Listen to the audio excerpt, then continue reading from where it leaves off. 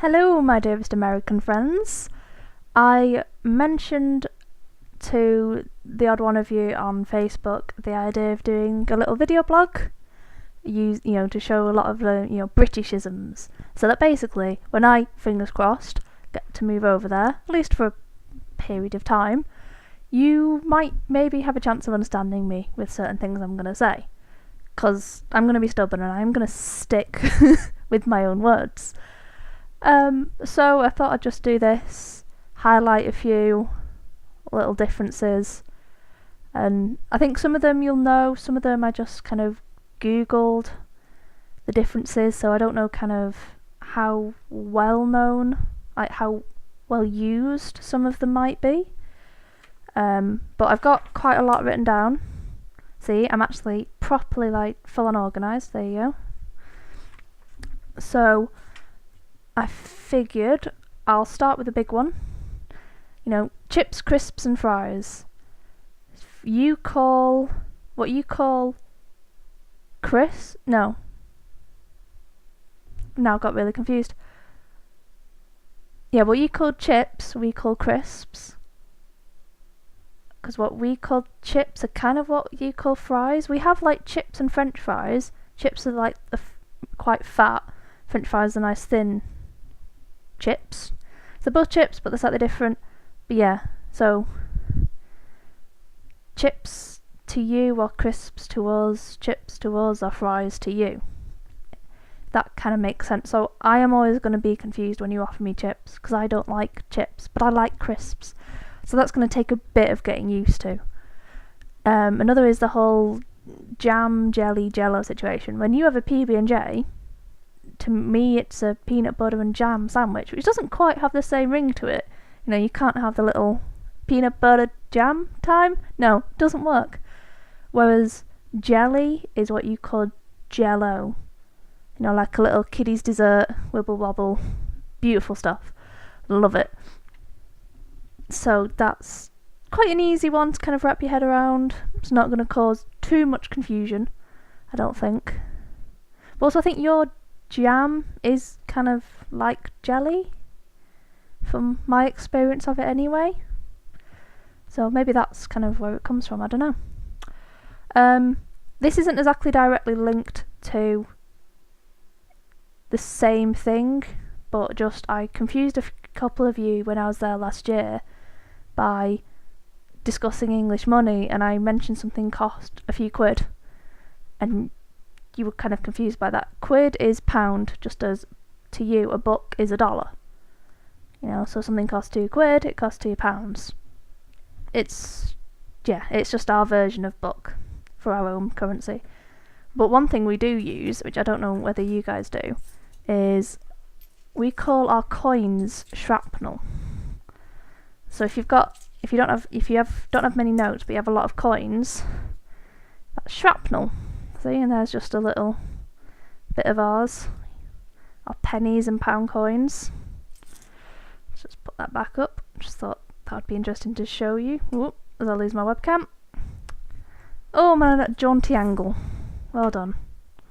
This is going great. Okay, moving on. You have that common mistake where you pronounce it aluminum. We look at the word and we don't know where you've got that from, because I think we must spell it differently, but it's aluminium, and I have a really horrible feeling I will end up calling it aluminum, just because it'll get stuck in my head like it already has been doing from TV shows and stuff. But it's aluminium. It's aluminium foil, or kitchen foil, which is much easier and doesn't cause any confusion. I suppose sticking to the kind of kitchen area, you have a trash in you put the trash in a trash can, we put the rubbish in a bin. Which, yeah, it's such simple things, but it can kind of throw people off a bit, I think. To us a mobile phone is what you call a cell phone. I can't, imagine calling it a cell phone personally. But I guess we'll see how it goes. Guess moving on to clothes at the moment on my little list. What pantyhose? they're tights. We don't know. Yeah, that one confused me for a long time. But no, they're tights to us. You call sneakers what we call trainers. Now, again, here's one where I really, really confused you all. Was jumper. I've actually come organised, and I've got my lovely jumper here, my Tweety Pie jumper. But this is a jumper. Oh god, this is going great. Yeah, this is a jumper. I think like a sweater, a pullover, something like that. But one thing to remember is that a hoodie, like I'm wearing now, a hoodie, is a jumper. But it has its own name because it's a hoodie, but it is a type of jumper. And cardigans are like a button-up thing. Where else are we? Biscuits and cookies as well. Because, like, a cookie is a type of biscuit, but it has its own name again, a bit like the jumper hoodie thing. But I think overall we have a wider variety of biscuits, but only a particular type of them is called a cookie. But a cookie is a biscuit. That makes any sense to you at all? I don't know. According to my list now, we're moving on to cars. In England, it's really common for people to learn to drive stick, which is a manual car. You know, your 3 pedals, your gear stick. So it's called a manual to us. I think you kind of understand that, but you call it a stick, presumably because you have to move your gear stick. We call it a manual because you have to manually change your gears. But it's vast majority of people drive manuals. I drive a manual. I find it really easy. It's cheaper to get a manual cars here than it is to get an automatic, whereas it's the other way around for you guys. So why bother learning a manual when it's cheaper to drive an automatic? You call the accelerator the gas pedal. You call petrol gas, but kind of makes sense, I suppose. Your gas pedal, but I don't know. If I ask you to get something out of the boot, I want you to get something out of the trunk. And if I want you, and when something's wrong with the car, you're going to open the bonnet, not open the hood.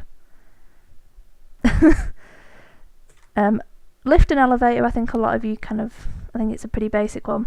Now, one thing is, in England, we start on the ground floor and then go first floor, second floor, third floor, whereas you start on the first floor. So I don't know what happens to the ground floor with you guys. Like, why do you start at 1? You know, there's something underneath 1. You know, we're on it. It's the ground floor.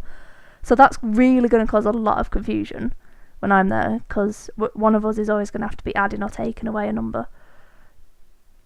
Or we're just never ever going to meet each other. We're going to go to the mall or the shopping centre, and you'll be like, meet me on the 3rd floor, and we're never ever going to find each other. Unless you call me on my mobile. You walk on a sidewalk, we walk on a pavement. With kids have a dummy, not a pacifier, and they wear nappies, not diapers. Now, one thing I find interesting with the whole, it's like you guys go to the bathroom. So you have the entire room.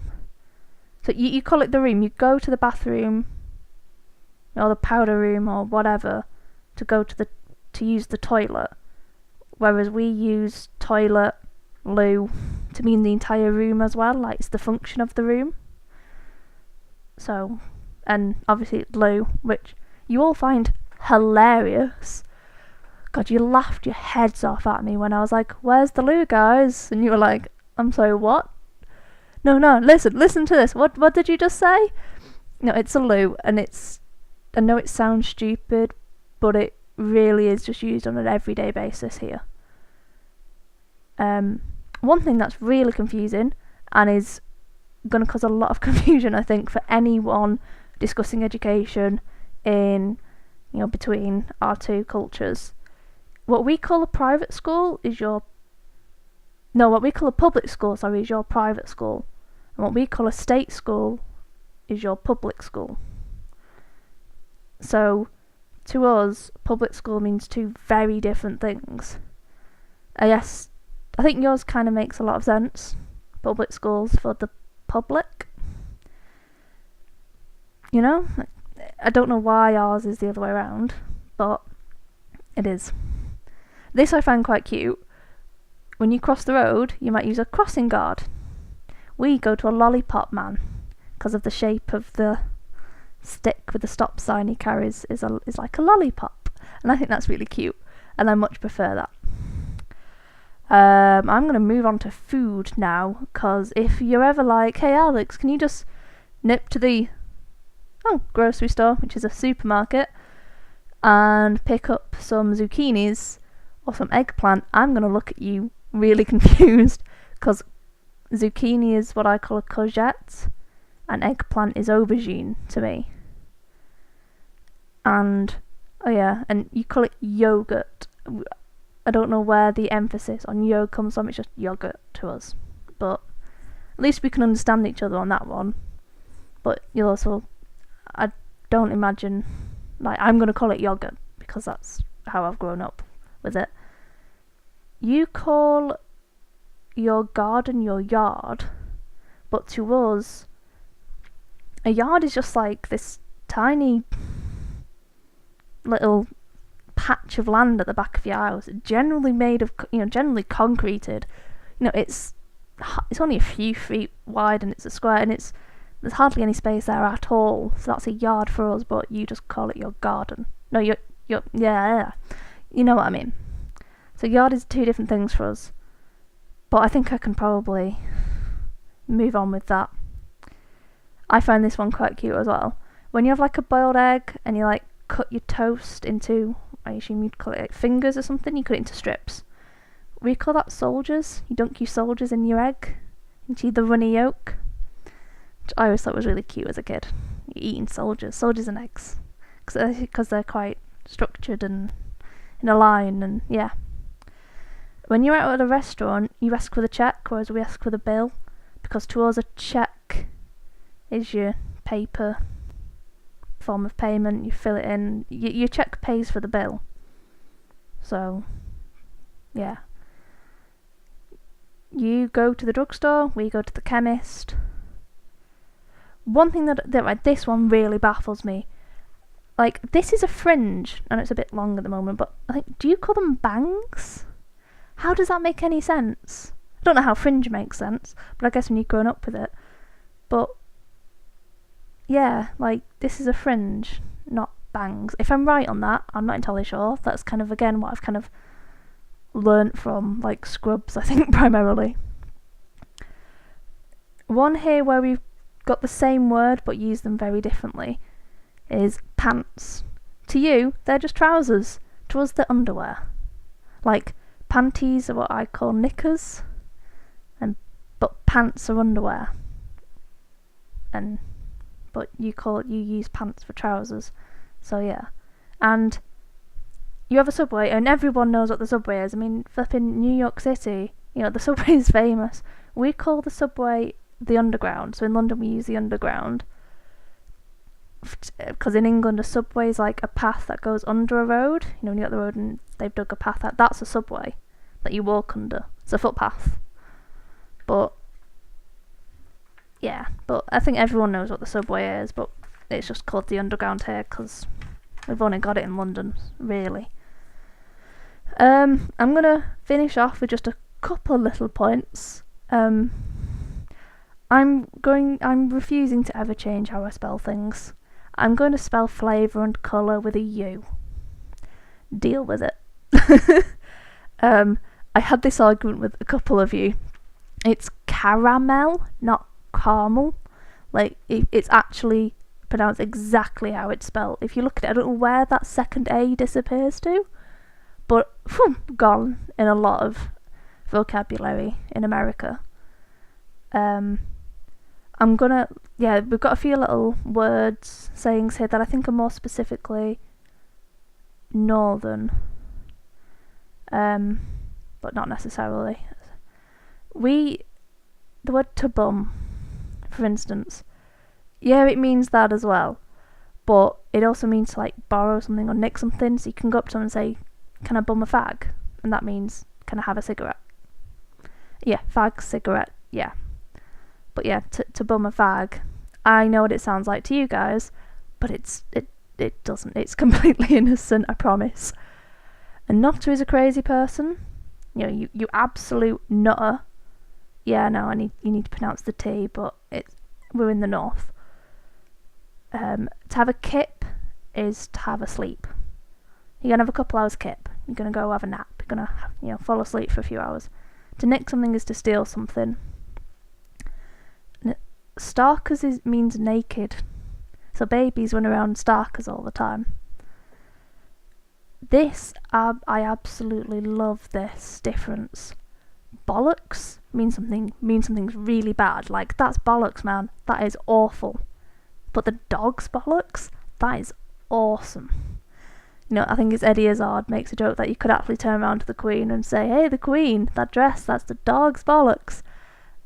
Okay, don't actually say that to the Queen, but it does mean... You'd think it would mean something so much worse, but no, it generally just means something's absolutely amazing. Apparently, according to the internet, quite where something's... It's quite good. Like, it's different to you. Like, for us, something being quite good it means it's not that good, it's quite bad. It's a negative thing for us, quite. It means a little bit. But apparently, to you, quite is very, like, it's a big thing, it's a positive. So something's quite good, yeah, for you guys, but it's quite good for us. Which is crazy that, you know, it's the same word and it overall has the same meaning, but it's just used oppositely for the opposite meaning. It's crazy. So yeah, I'm hoping that's useful. I'm hoping this makes some sense, and I'm hoping this isn't boring as heck.